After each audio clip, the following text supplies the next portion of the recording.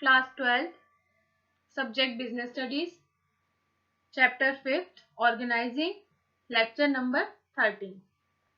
Hello students. In our last lecture, we read about delegation and its types and principles. And one more important thing, how to do delegation in an effective way. So let's start today's lecture. In this lecture, we will study about delegation and decentralization both.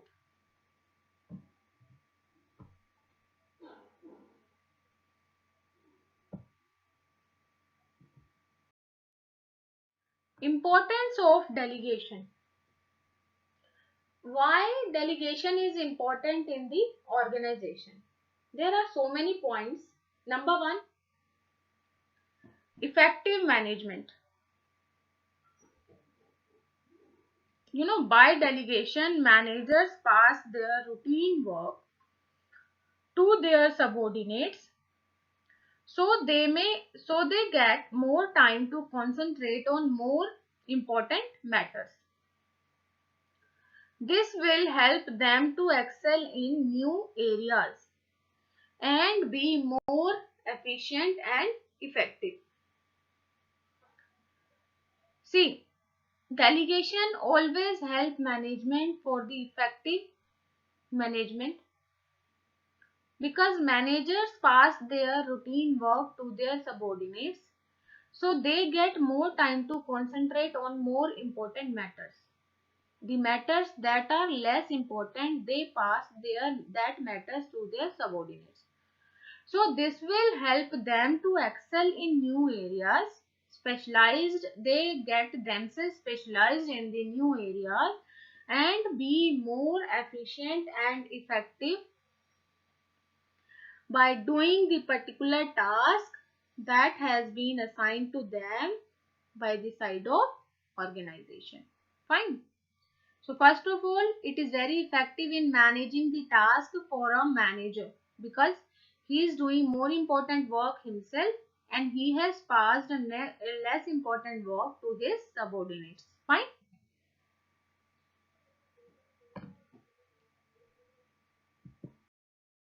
Second point is employee development. See, in the process of management, the work is passed on to the employees. This gives them opportunity to use their talents and increases their experience. Delegation helps the employee to use their talents and increase their experience in the area in which they want to, because they also want to grow and opportunities in the organization. Isn't it so? They also want promotion. So by doing the task that is given by the managers to them, make them sufficient, efficient, experienced, and it make them better leaders and decision makers. Fine. So delegation helps in preparing better future manager. Fine. It helps in preparing better future managers. Who are better future managers? The subordinates that are working under the superior. If they are handling the job of the superior by his wish only, then they are preparing themselves for the better future manager, and we can say better leaders and decision makers as well. Fine. Third one is motivation of employees. Motivation of employees means to motivate the employee up to the extent to do the work that is assigned to him by the managers. So when a superior passes on the responsibility to his subordinate, it is not merely sharing work, but also sharing trust. Fine. If somebody is giving you the work to do, definitely he is sharing his trust to you. In that case, you are supposed to do the work with proper honesty. So this develops a feeling of belongingness and commitment for the subordinate. It improves his confidence and he feels encouraged to improve his performance. Fine. If the superior passes the responsibility to the subordinate, he is not merely sharing work but also sharing trust. So there is feeling of belongingness and commitment for the subordinates to his superior. He feels that that superior is thinking about him. He is giving importance to the subordinate. Fine. So in that case, it improves his confidence and he also feels encouraged to improve his performance.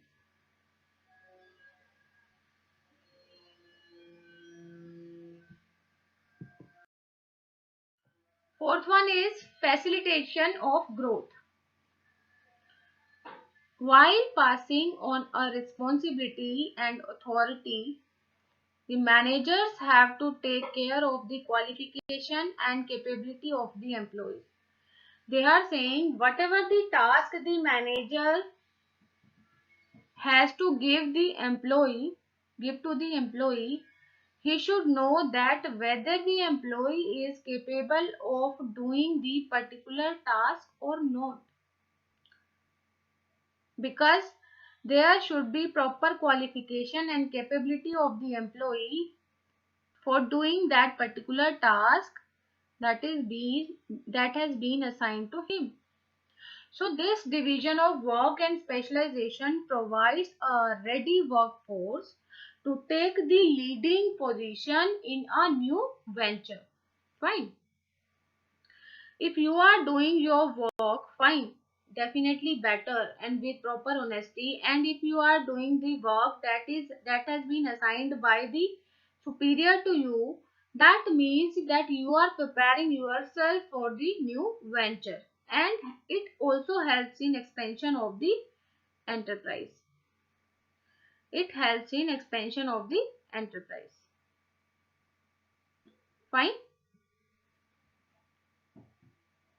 So it facilitates growth as well, the growth of the organization as well as the growth of the employee. Because if employees are ready to do work, to take the leading position, and then definitely they help in the expansion of the enterprise in a lot of matters. So capability of the employee and qualification of the employee, this is the duty of superior to check that whether his subordinates are capable or not for doing the particular task, and whether their qualification is matched to do that particular task or no.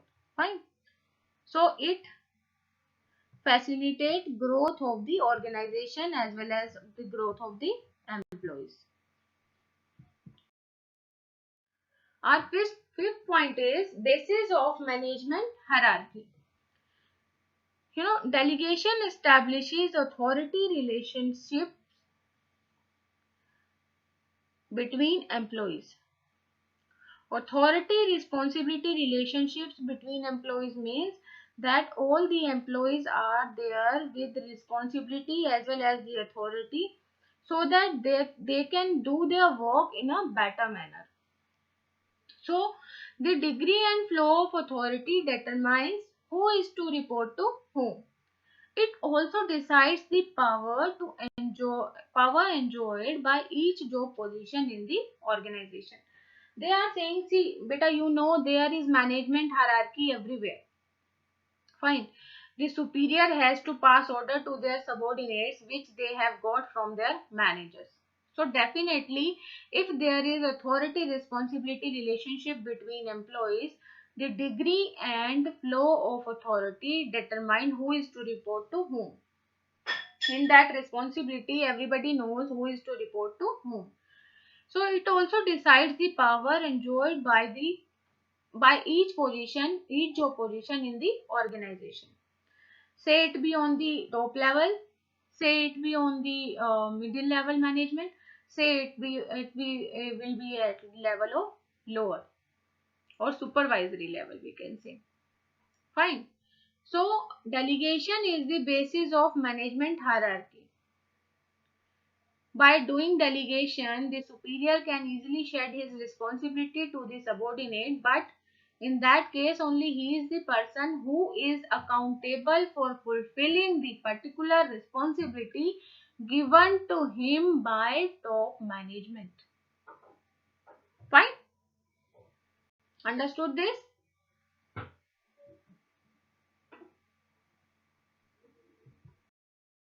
Is better coordination. Authority, responsibility and accountability help to define the power, duty and answerability. Answerability means accountability related to various job positions in the organization. Fine. You know, beta, there should be better coordination between authority, responsibility and accountability, because authority defines power, responsibility defines duties and accountability defines answerability. Fine. Related to various job positions in an organization. This helps to avoid overlapping and duplication of efforts. So helps in maintaining coordination amongst departments and functions of management. Fine.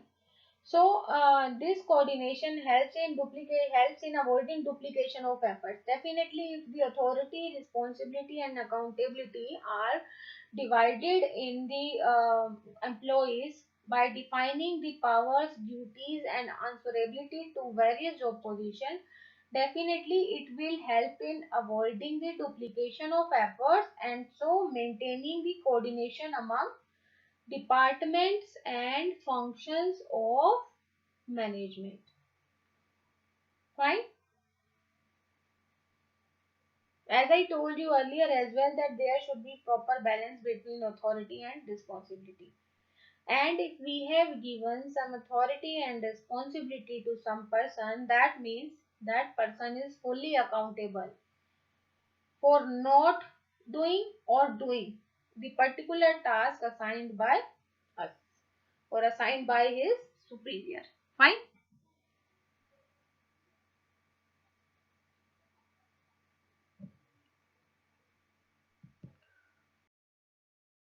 Now decentralization. You know, decentralization means delegation of authority at every level. It is the even and systematic distribution of decision making authority to the lowest level of management. Fine. Under decentralization, every employee working at different levels gets some share in the authority. So decentralization is a policy matter and managers plans in advance where to go for centralized or decentralized policy.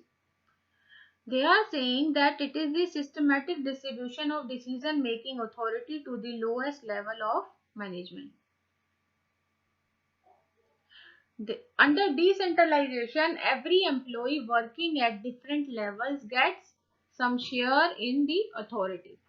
Definitely, then he will be responsible and accountable for doing that particular task. Fine. That means decentralization. Decentralization is a policy matter and managers plan in advance to whether to go for centralized or decentralized policy. Now, what is the relation between delegation and decentralization? You know, under delegation, the manager shed his responsibility to his subordinate. So, decentralization is the extension of delegation. Fine. How? Because in delegation, we multiply the authority by 2, whereas in decentralization, the authority is multiplied by many. Fine. The main basic difference is in delegation we multiply the authority by 2 and in decentralization the authority is multiplied by many. Because systematic delegation taking place at every level will result in evenly distribution of authority and responsibility at every level. And what will be its result? Result in decentralization. If delegation is restricted to a certain level, only then there will be no complete decentralization also. They are saying in delegation, so we multiply the authority by 2, and in decentralization the authority is multiplied by many. Fine. Understood this point? So this is the relation between delegation and decentralization.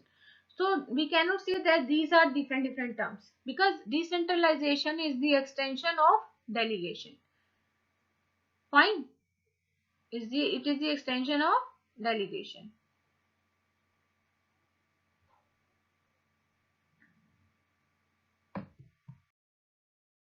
For an example, we can say if the director gives the responsibility to the production head to complete the target of 50,000 units per annum.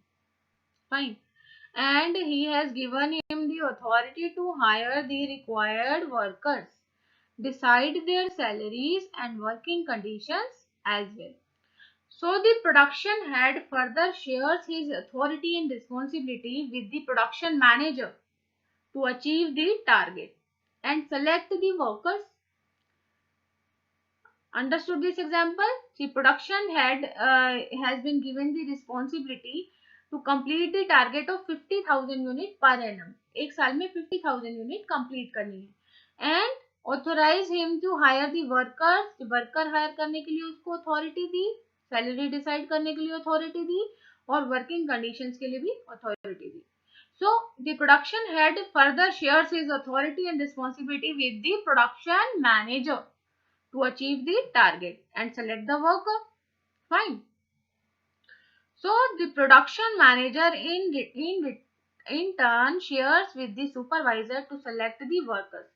See beta, the production head has given, the director has given the responsibility to production head.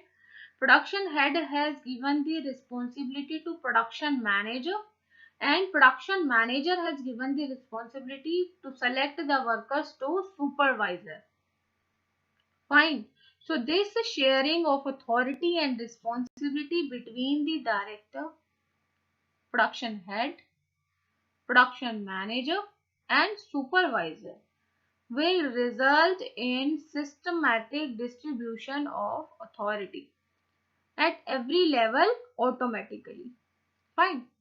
So we say that delegation leads to decentralization. Fine. Understood now? It is at the every level of the organization.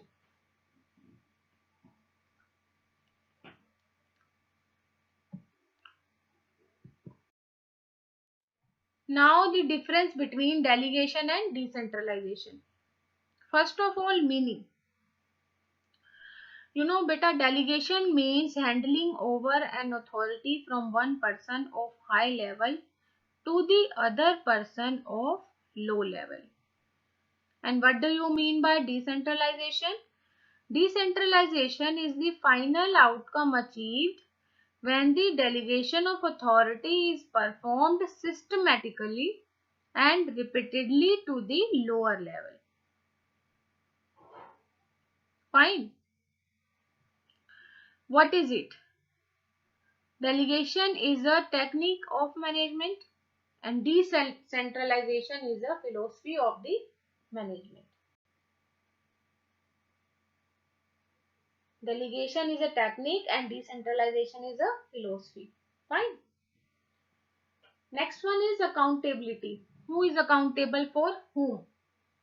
Under delegation, superiors are accountable for the acts done by the subordinates. And under decentralization, department heads are accountable for the act of the concerned department. Fine. Under delegation, superiors are accountable for the act done by the subordinates. And under decentralization, the department heads are accountable for the act of the concerned department. Next one is requirement. Yeah, under delegation, yes, for all the organization, delegation of authority is very necessary. Whether it is small or big, profit or non-profit, in all type of organization, delegation of authority is very much necessary. And that's decentralization? No. It is an optional philosophy which may or may not be adopted by the organization. See, the delegation of authority is to be done by every department in every organization, but decentralization is to be done or not depends upon the organization. Fine. Next one is liberty of work. Subordinates do not have full liberty under delegation, but under decentralization, a substantial amount of freedom is there. Fine.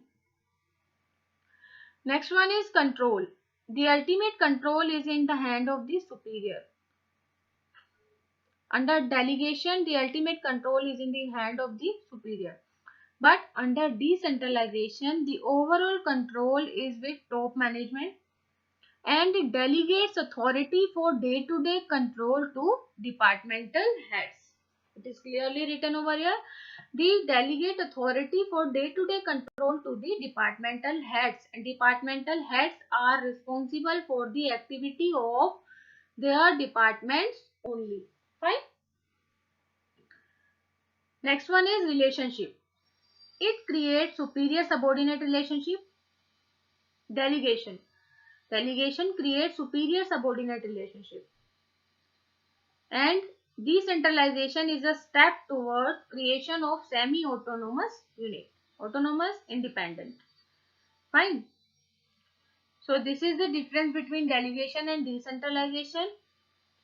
Your homework is to learn these topics about delegation and decentralization that we have read today and write down in your notebook.